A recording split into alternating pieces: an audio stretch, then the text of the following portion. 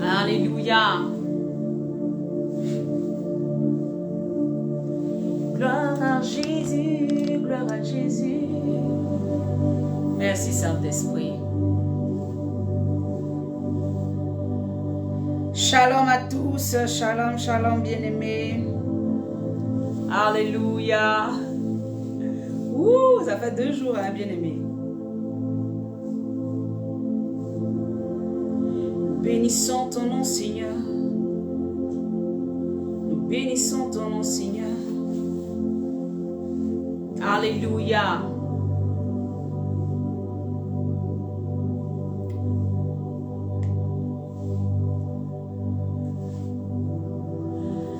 Alléluia. Daisy, tu vas bien? Aujourd'hui, je t'ai vu. Hein. Shalom à tous, bien-aimés. Je veux bénir l'Éternel pour vos différentes vies. Alors, j'aimerais déjà m'excuser pour ces 2 jours-là. Je suis très prise. C'est pour cela qu'il y a des moments où je fais un effort, mais je n'arrive pas. Et quand je peux, vraiment, je me connecte pour que nous puissions ensemble partager la parole de Dieu. Amen. Hein? Gloire à Jésus. Alors, j'aimerais te dire que Dieu te bénisse là où tu es. J'aimerais bénir l'Éternel pour ta vie. Alléluia. Que la grâce de Dieu repose sur toi. Au nom puissant de Jésus-Christ de Nazareth. Alléluia. J'aimerais que nous puissions simplement, amen, baisser nos têtes si tu es quelque part, que tu peux, mais dans ton cœur, recommander ce moment entre les mains du Seigneur Jésus. Seigneur, nous t'honorons. Seigneur, nous te rendons toute la gloire. Toi qui mérites d'être élevé, toi qui mérites d'être adoré. Toi qui, alléluia, fais toutes choses bonnes en ton temps.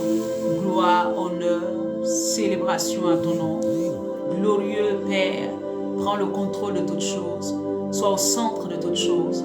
Viens contrôler toutes choses. Toi qui connais, Papa, l'état de nos cœurs. Toi qui sais, Seigneur, où tu vas avec nous. Toi qui as les paroles de la vie. Alléluia. Nous ne pouvons que compter sur toi parce que tu as les paroles de la vie. Tu as les paroles de la vie. Alléluia, alléluia. Oh. Alléluia, alléluia. Voilà. Alors, bien-aimé, que la grâce de Dieu repose sur toi. Allez, tu peux commencer à partager. Moi, j'ai déjà partagé. Tu peux partager, nous allons partager vraiment. C'est une exhortation que le Seigneur a mis à mon cœur. Alléluia. J'aimerais que tu le prennes véritablement à cœur parce que Dieu veut parler au cœur de quelqu'un ce matin. Dieu veut toucher la vie de quelqu'un. Dieu veut véritablement donner cette parole à quelqu'un pour le rassurer. Alléluia.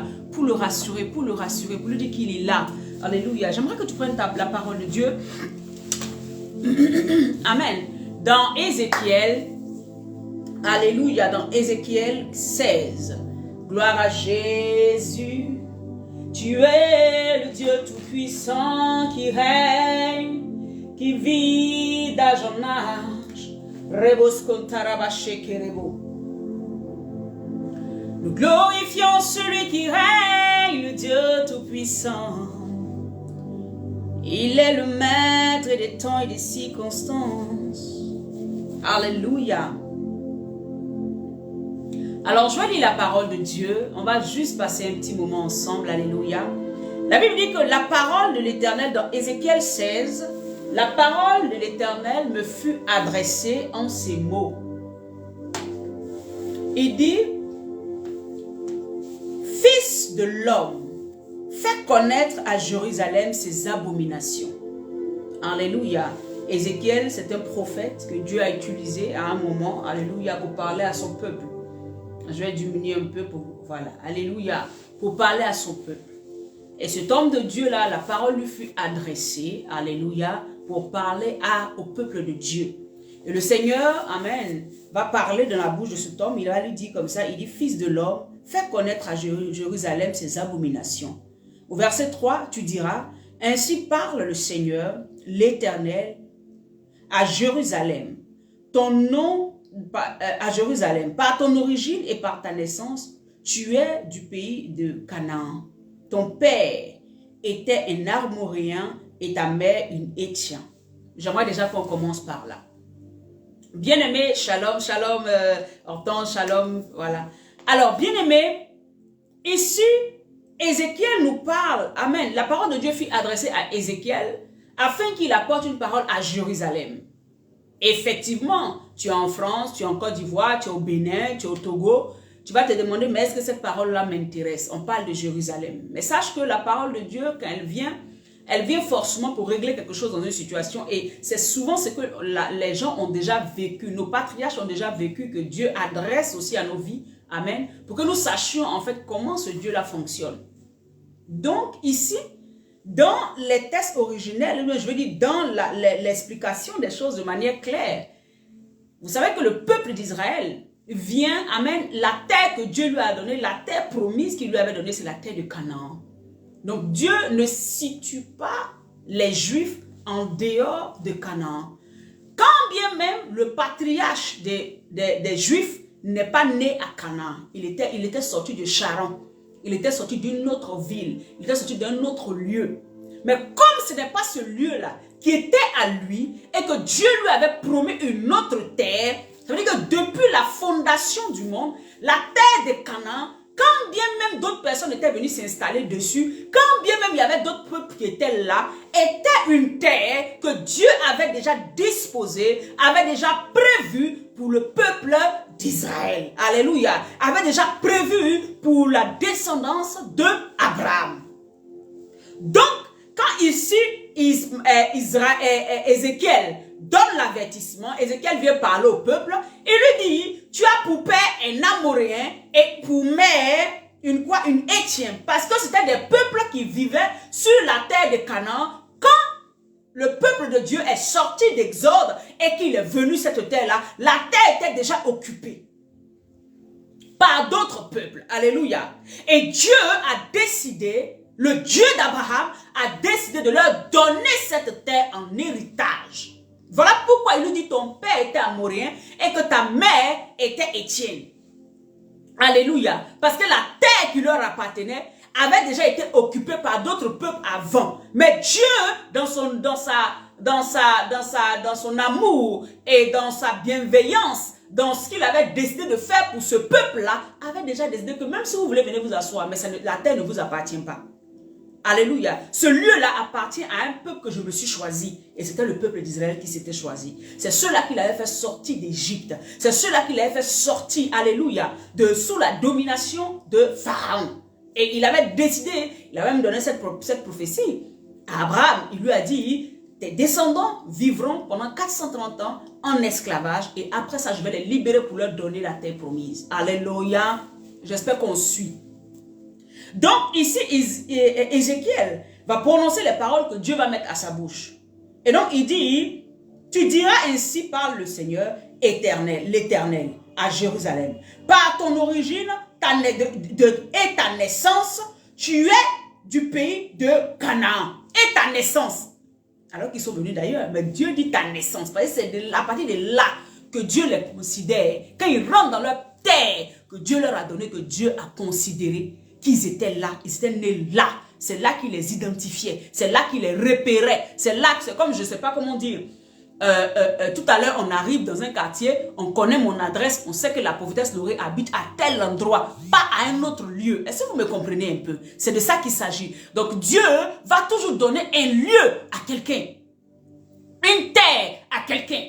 En fait, ce n'est pas c'est pas une affaire d'Ancien Testament, c'est une réalité. Si Dieu ne t'a pas dit qu'il va te faire prospérer dans une nation, si tu pars là-bas, ça sera des problèmes, on n'en peut finir.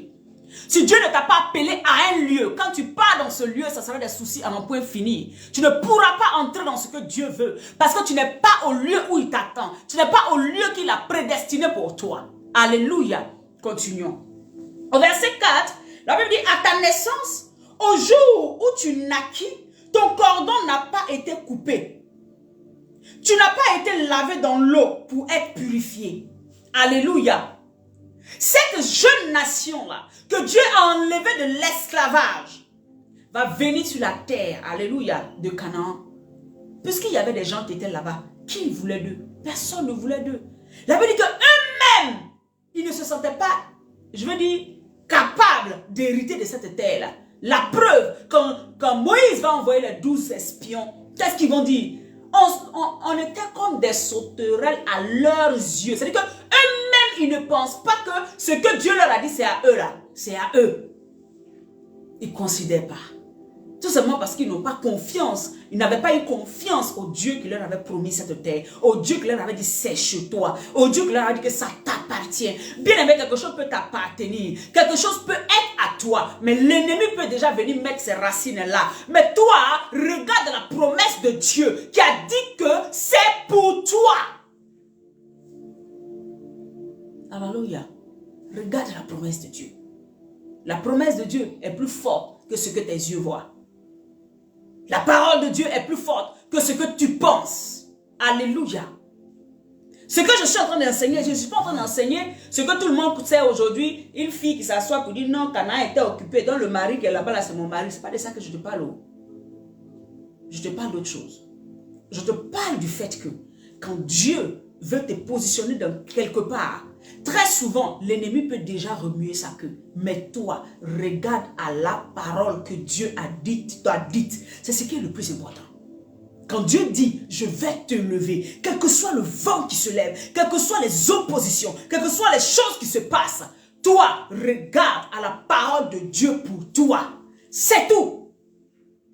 Ne regarde pas aux événements qui sont autour. Ne regarde pas aux choses qui t'effraient. Ne regarde pas à la difficulté de la situation. Ne regarde pas à la difficulté des œuvres des ténèbres. Mais regarde à la parole que Dieu a fait sortir pour toi. C'est pour cela qu'ici, la Bible me dit que Jérusalem, ce peuple à qui Dieu est en train de parler, Amen, n'a pas été désiré. On ne voulait pas de lui. Il était rejeté. Ce n'était pas un peuple qui attirait les regards. Ce n'était pas un peuple qu'on voulait. La Bible dit, il a fait quoi? On dit, nul, au verset 5, nul n'apporte sur toi un regard de pitié pour te faire une seule de ces choses. Par comparaison pour toi, par compassion, pardon, pour toi. Mais tu as été jeté dans les champs. Le jour de ta naissance compte parce qu'on avait horreur de toi. Bien-aimé, c'est ce qui nous arrive. Les gens, souvent, l'endroit où on se trouve, ne veulent pas de nous. Peut-être même là où Dieu nous a plantés, les gens sont hostiles. Peut-être que là où Dieu me veut que tu sois, les gens se lèvent à une hostilité telle. Les gens te combattent, alors que c'est là que Dieu t'a appelé, alors que c'est là que Dieu te veut. Les gens se mettent en train de te combattre jour et nuit. Alléluia. Mais tu as la parole de l'Éternel. Tu sais que ton Dieu te veut là. Tu sais que ton Dieu t'a enlevé dans la boue. Il t'a enlevé de quelque part. Il t'a positionné là. C'est vrai, tu traverses des moments difficiles. Mais ce Dieu là qui t'a mis là, il a un plan pour toi. Ce Dieu qui t'a mis là, il a une destinée pour toi. La Bible dit que les gens ne voulaient pas entendre parler du peuple d'Israël. Ils les avaient en horreur. Bien aimé, quand nous n'avions pas accepté le Seigneur, peut-être que tu pensais vivre bien, mais je vais te dire que tu étais en horreur. Alléluia. Tu étais dans une situation où personne ne voulait de toi. Tu étais dans une situation où personne ne voulait entendre de toi. Alléluia. Les gens t'aimaient quand tu étais dans le péché, que la péché allait te porter dans le péché, te porter à la mort. Dès que tu décides de marcher en vérité avec Christ, tu vois des ennemis se lever de partout. Tu vois des gens se lever de partout contre toi. Et c'est ce qui s'est passé pour le peuple d'Israël. Entré à Canaan, les gens se sont levés contre eux parce qu'ils ne voulaient pas d'eux, parce qu'ils n'ont pas la même manière de fonctionner. Ils n'ont pas la même manière de voir les choses. Le Seigneur est en train de rappeler quelque chose. Si toi tu sais quand tu as rencontré le Seigneur, tu sais à quel moment tu l'as rencontré dans les moments les plus difficiles de ta vie. Tu te posais plein de questions. Tu étais dans des moments, peut-être d'autres, c'était dans des moments vraiment catastrophiques. Et Dieu t'a retiré de là. Dieu t'a ramené à lui. Dieu t'a mis sous sa couverture. C'est de ça qu'il s'agit ici. Israël était rejeté. Personne ne voulait de lui. Et Dieu l'a pris sous son aile. Dieu lui a dit, si tu es mon peuple, parmi tous les peuples de la terre, je te choisis. Et toi, là où tu es en face de moi ce matin, l'Éternel te choisit. L'Éternel t'a choisi. Il fait de toi une nouvelle personne. Il t'a choisi pour que tu puisses montrer aux nations que quand lui, l'Éternel, il choisit une personne, il fait de cette personne ce qu'il a dit. il bâtit cette personne. Il positionne cette personne. Alléluia. C'est fort. Ici, Israël, je veux dire, Jérusalem était en train d'agir négativement.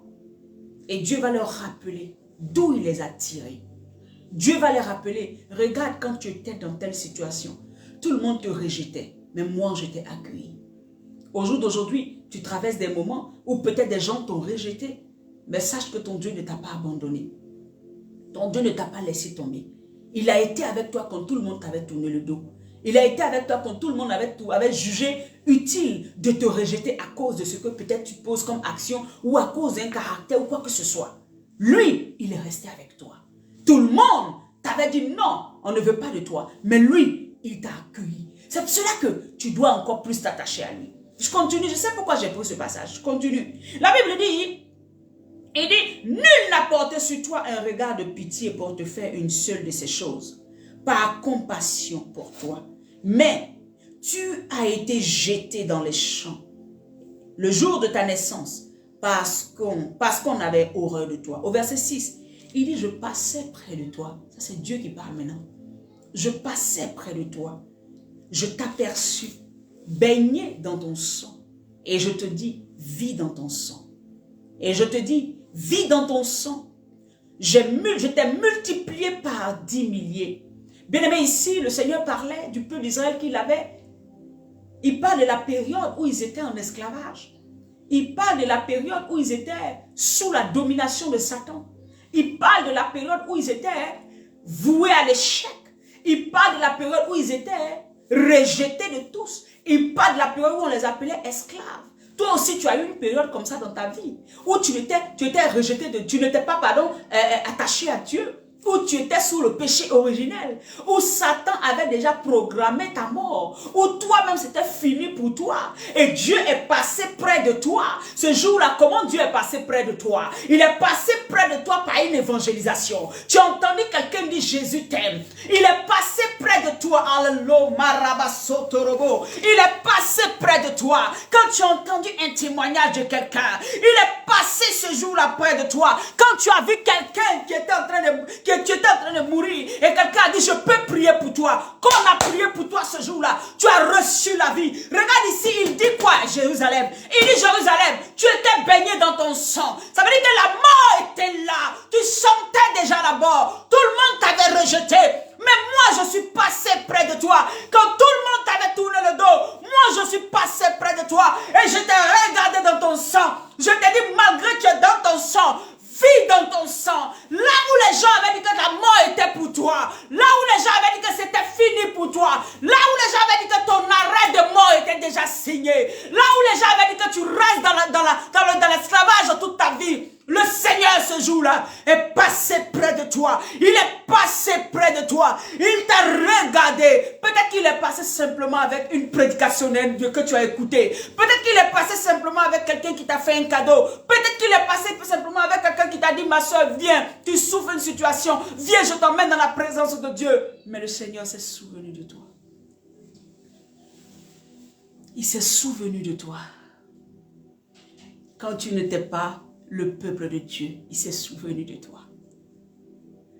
Quand tu étais païen, il s'est souvenu de toi. Ce passage, bien-aimé, me donne envie de sauter, de m'arrêter, de sauter. C'est que de sauter simplement, de sauter de joie. Parce que quand j'étais rejeté, quand personne ne voulait de moi, quand moi venant d'une nation païenne, quand moi venant d'un peuple qui n'était pas cité en Israël, quand moi j'étais déjà voué, damné pour la géhenne.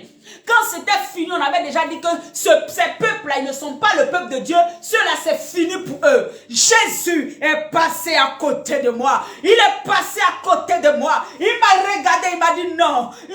Non, je ne peux pas laisser ces nations-là. Je ne peux pas les abandonner. La même histoire que Israël, que Jérusalem a vécu ici, c'est cette même histoire que toi aussi tu as vécu. Et Jésus, pour cela, allait à la croix. Quand il a dit, je passais près de toi.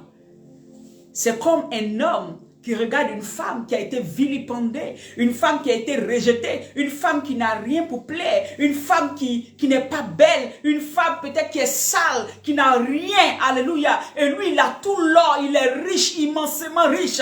Tout le monde ne voit pas la valeur de cette femme. Tout le monde regarde cette femme et puis dit, oui, moi je ne peux pas marier une femme comme ça. Moi je ne peux pas prendre une telle femme. Et cet homme riche, cet homme extraordinaire, cet homme merveilleux, glorieux, riche, il passe à côté de cette femme. Où là où tout le monde regardait comme un déchet, tout le monde regardait comme une perdition, tout le monde regardait comme c'était fini. Lui seul, il passe et puis il voit quelque chose de grand en toi. Il voit comment il va faire de toi une merveille. Il voit comment il va te lever. Il voit comment il va t'épouser. Il voit comment tu seras sa femme et il va partager ses biens avec toi. C'est ce qui s'est passé ici. Voilà pourquoi le Seigneur a regardé le peuple juif, un peuple qui était rejeté. Il les a sortis à partir d'Abraham. Il a regardé Abraham qui était dans la maison de son père où personne ne le calculait parce qu'il était un homme d'un certain âge. Mais il n'avait pas d'enfant.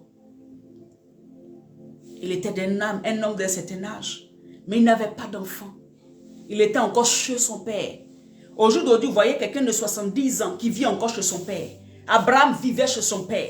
Il n'avait pas un chez lui. Parce que qui allait cultiver pour lui? Il n'avait pas de descendance. Il était rejeté. Il n'avait personne. Il ne vivait qu'au crochet de son père. Avec sa femme. C'est comme ça Dieu, alléluia, a regardé Abraham. Il dit, à partir de toi, je vais faire une nation de laquelle on va parler dans le monde entier. À partir de toi, Abraham, je vais refaire une nouvelle alliance. Toi qui étais stérile, Abraham, je te rendrai fécond. Toi qui étais encore dans la maison de ton père, tu n'étais rien. Je ferai de toi un homme. Alléluia. De qui des milliers et des milliards de personnes voudront s'identifier. Au jour d'aujourd'hui, on s'identifie tout au père Ibrahim. C'est ça? Chez les Arabes, on dit Ibrahim, c'est ça? Et chez nous, on dit Abraham. Tout le monde s'identifie à lui. Quelqu'un qui était stérile jusqu'à 70 ans, 80 ans là-bas. Quelqu'un qui n'avait rien. Quelqu'un qui était encore chez son père. Bien aimé, quand Dieu passe à côté de quelqu'un, quand Dieu jette un regard sur toi, ça veut dire qu'il a un projet de gloire pour toi. Quand Dieu abaisse son regard sur toi, quand Dieu t'a ciblé, quand Dieu a regardé dans ta direction, bien aimé, ta vie ne peut jamais plus rester la même. Quand Dieu a regardé vers toi et il a dit voilà, ça c'est qui? Et puis t'identifies, ta vie ne sera jamais la même. Si Abraham, alléluia, aujourd'hui c'est sûr qu'il est assis là-bas dans les cieux et puis il dit waouh, tes promesses sont oui et amen éternel. Il est dedans dans la tombe, mais il ne fait que glorifier Dieu. Parce que la parole de Dieu s'est accomplie pour lui jusqu'à aujourd'hui. La Bible dit, il dit au verset 7, Ézéchiel 16, verset 7, « Je t'ai multiplié par 10 milliers, comme les herbes des champs, et tu pris de l'accroissement, tu grandis, tu devais une beauté parfaite. Tes seins se formèrent, ta chevelure se développa, mais tu étais nu, entièrement nu. » Alléluia. Ça veut dire que quand Dieu a fait sortir ce peuple-là, cette jeune nation d'Israël, il les a positionnés et il les a fait grandir. Il les a enlevés de la malédiction de l'esclavage. Il les a retirés de là. Il les a pris pour lui. Il les a cachés sous son sein et il les a nourris. Et il a fait de ce peuple-là qui a commencé à grandir dans sa présence. La Bible dit, mais malgré tout, ils étaient nus. Malgré tout, ils n'avaient rien. Ils n'avaient aucune identité. Ils n'avaient aucune culture. Il les a pris. Ils n'avaient aucune identité. C'est à partir de Moïse qui va créer cette nation juive. Alléluia. Il les a appelés depuis Abraham. Mais ils n'avaient pas d'identité en clair. Ils s'identifiaient. Ils étaient le Dieu d'Abraham. Ah, notre père Abraham. C'est le Dieu d'Abraham, d'Isaac et de Jacob. Ils n'avaient pas d'identité en tant que tel. La nation va se former quand Moïse va sortir avec eux pour les envoyer à la terre de Canaan. Maintenant, il va leur donner une terre parce que toute nation doit avoir une terre peuple doit avoir une terre lui appartenant. Tu es quel genre de peuple, tu n'as pas de terre? Tu dois avoir une terre. Donc ils étaient nus. Ils étaient des esclaves qui se promenaient, qui vadrouillaient. Et Dieu, alléluia, va décider de les poser quelque part. Sur une terre qu'il avait déjà préparée d'avance pour eux. Je ne sais pas par quoi tu passes, mais il y a une terre qui est déjà préparée pour toi, bien-aimé. Je ne sais pas par quoi tu passes, mais il y a une terre que Dieu a préparée pour toi. Il y a un endroit que Dieu a préparé pour toi. Dans ce temps de la visitation, passe le temps dans la prière et Dieu te montrera, Dieu t'orientera. Si tu es sur la terre qu'il t'a promis, il va faire tomber les géants. Il enlèvera les géants pour que toi tu puisses posséder ce lieu-là.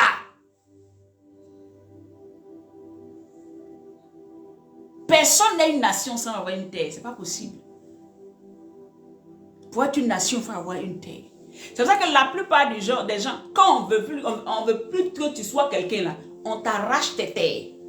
Quand on t'arrache tes terres, c'est fini.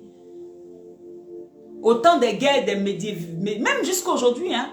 Pourquoi il y a souvent des guerres dans certains pays? Quand ils voient par exemple une terre quelque part et puis ils luttent, ils veulent cette terre là. Parce que quand tu as la terre, tout ce qui est sur cette terre là t'appartient.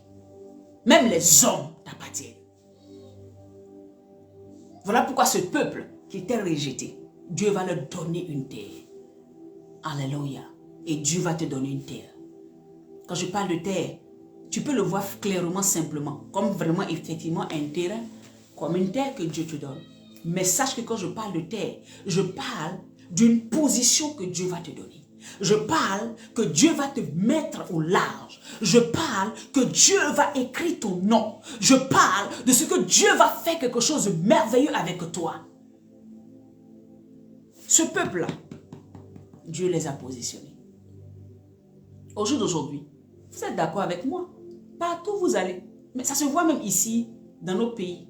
Pas peut-être en Afrique, pas souvent en Afrique, mais ici, les plus grands médecins, les plus grands juristes, les plus grands, ce sont les Juifs. Parce que Dieu, la promesse de Dieu est oui, amen. Ça ne veut pas dire que ce qu'ils font est bon. Mais Dieu a la promesse qu'il leur a faite de leur donner une terre. De partout où leur pied foulera, il leur donne cela en héritage là. Cette promesse là, elle court jusqu'à aujourd'hui. Voici un peuple dans toutes sortes, dans les plus grandes sphères, c'est eux qu'on retrouve là-bas. Quand tu es avec ce Dieu là, si tu marches en vérité avec ce Dieu là, il ne t'abandonnera pas. C'est le même Dieu là dont on parle. Celui qui a choisi Israël là, c'est lui qui t'a pris quand tu n'avais rien, quand tu n'étais personne, quand tu n'étais pas un peuple. C'est lui qui t'a ramené à lui. Il est passé par Christ, alléluia, par son fils qui est venu mourir à la croix pour que toi aussi là, tu aies une identité. Parce que jusqu'alors, tu n'avais pas d'identité. Jusqu'à aujourd'hui, tu n'étais personne. Jusqu'à aujourd'hui, si tu mourais, tu allais en enfer. Jusqu'à ce que tu aies rencontré Christ. Si tu étais encore resté dans cette vie, riche, gros, pauvre, tu n'étais personne. Tu n'étais personne. Tu étais voué à la géhenne. Et Dieu t'a fait grâce.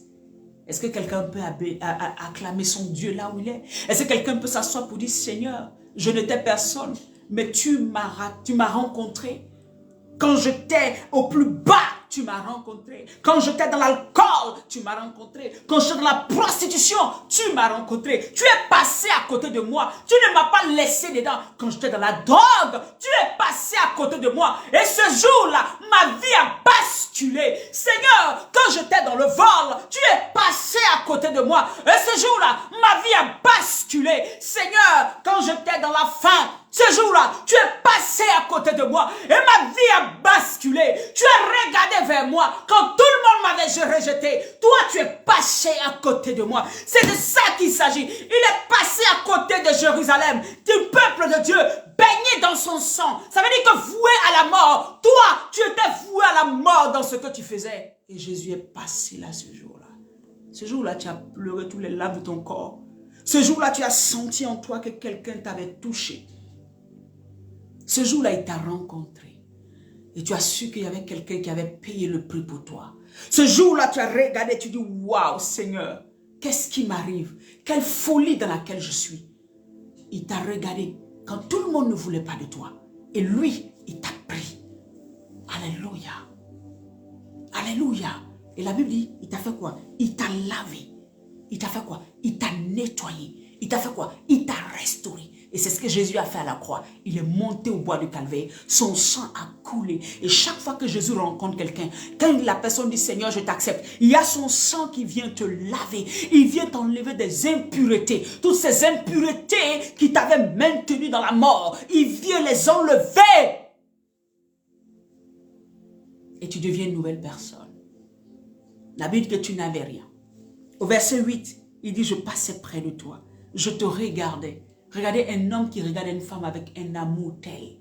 Il dit, je passais près de toi et je te regardais. Et voici, ton temps était là, le temps des amours. J'étendis sur toi le pan de ma robe. Je te couvris. Je couvris ta nudité. Regarde ce que Jésus va faire. Il va couvrir ta nudité. Il va couvrir ton incapacité. Il va couvrir ce qui fait de toi cette personne qu'on ne veut pas. Il va couvrir ton impureté par son sang, par le pan de sa robe. Il vient te couvrir. Reboscon tabaregede.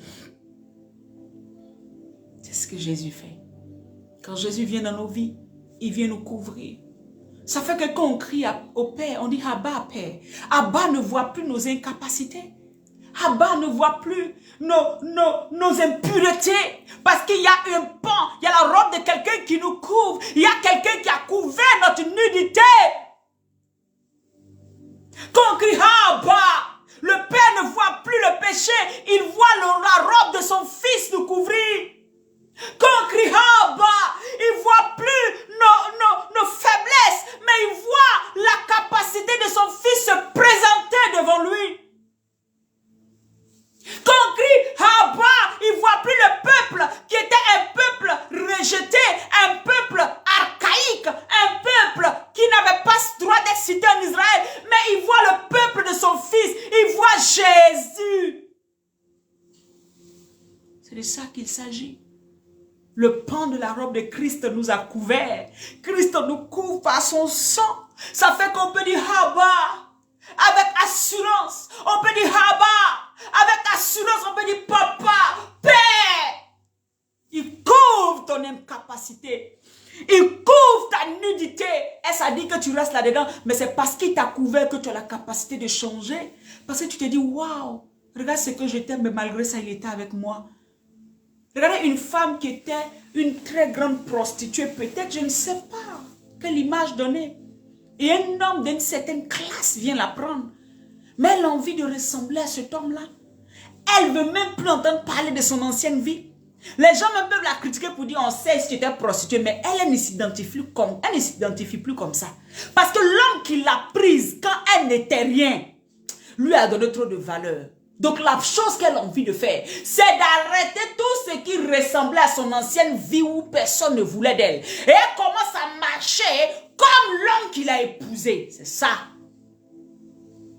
Quand nous étions ce que nous étions, quand Jésus vient à nos vies, là, on commence à marcher droitement. Les gens vont dire, celle-là, il la connaissait ici, elle était comme si. On la connaît ici, elle avait fait telle chose. C'est toi qui connais ça. Mais moi, ce n'est plus ma vie. Le pan de la robe de Jésus m'a couvert. Le sang de Jésus m'a couvert. C'est l'ancienne vie de laquelle tu parles. Je ne suis plus cette personne. Je suis morte à cette vie. Cette vie ne me représente plus. Celle que tu voyais boire des litres hier.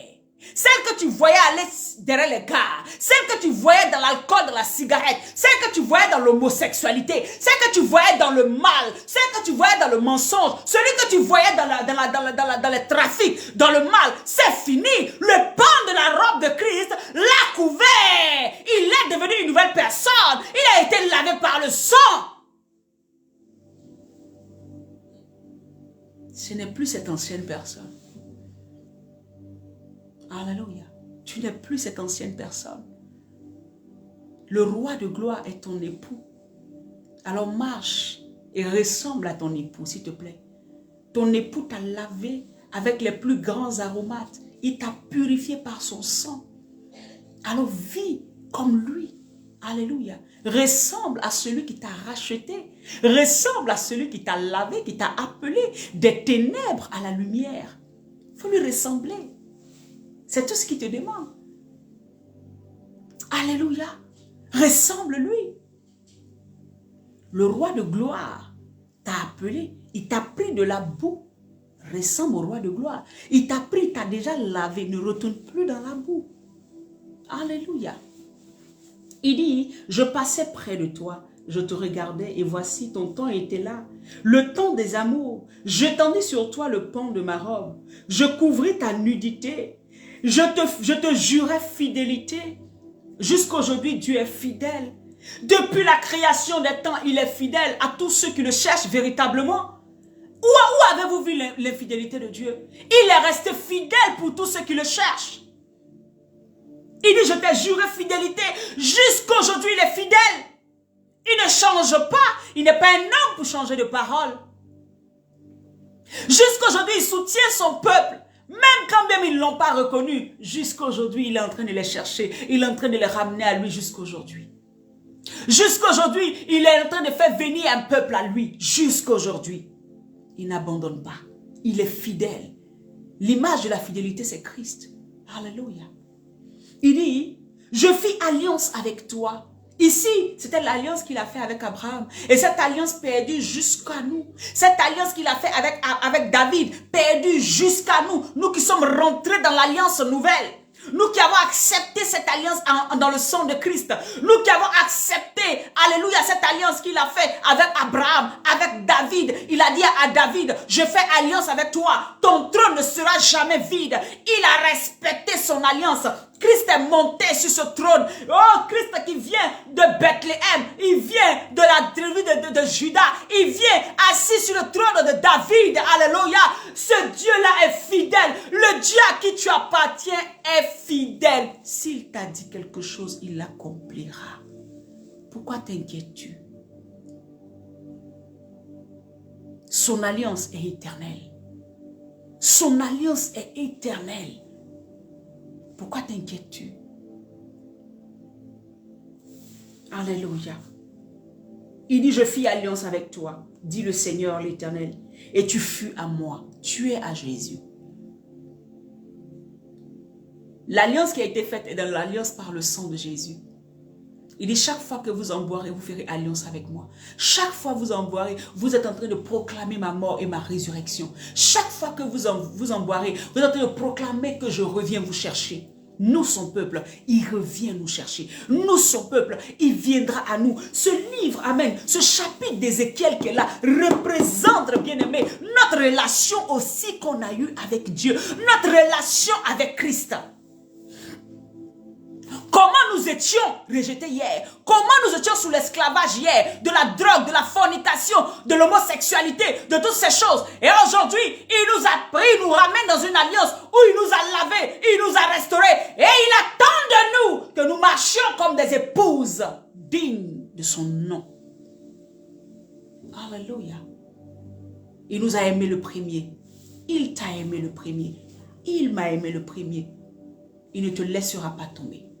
Il ne t'abandonnera pas. Il ne te rejettera pas. Parce que lui, quand nous sommes infidèles, lui, il reste fidèle. Alléluia. Bien-aimé, sur ce, j'aimerais simplement t'encourager et te demander de simplement retourner à ce Abba, à ce Père. Il est un Père pour toi. Il ne te laisse pas. Parce que quand il te voit, il voit le sacrifice de Christ. Il voit le sang de son fils. Il voit le pan de la robe de son fils. Et il n'y a rien qui peut refuser à son fils. Il n'y a rien qui peut refuser à son fils. Quand tu cries papa, il entend la voix de Jésus, lui dit papa. Il ne peut pas te refuser quelque chose. Parce que tu as décidé de marcher au nom de Jésus. Parce que tu es né de nouveau. Parce que tu marches en Christ. Parce que tu as donné ta vie à Christ. Il ne peut pas te rejeter. C'est en Christ que tu es avec, que tu peux parler à Abba et il t'écoute. Tout ce dont tu as besoin, il te le donne pour la gloire de son nom. Alléluia. Que le Seigneur te bénisse. Bien-aimés, nous nous retrouverons par la grâce de Dieu le jeudi. Et nous allons partager ensemble la parole de Dieu. Nous reviendrons un peu encore sur ce passage pour véritablement montrer l'identité, ce que Dieu a fait pour nous.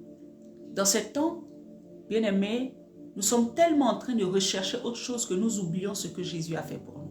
Nous oublions ce que Dieu a fait pour nous. Nous oublions comment il a défié les choses, défié nous-mêmes notre propre nature humaine indécise là, pour nous sauver. Nous oublions cela. Et il est important de se rappeler de cela pour pouvoir marcher en nouveauté de vie avec lui. Il est important de se rappeler de ça et pour ne pas avoir peur dans le monde dans lequel nous marchons. Il est important de se rappeler de ça et pour savoir que notre Dieu ne nous a jamais laissé tomber, il ne nous a jamais abandonnés et il ne le fera pas. Alléluia. Que Dieu te bénisse. Shalom à toi. Passe une très très bonne journée. Alors nous nous retrouverons jeudi par la grâce de Dieu. Shalom. Bye bye.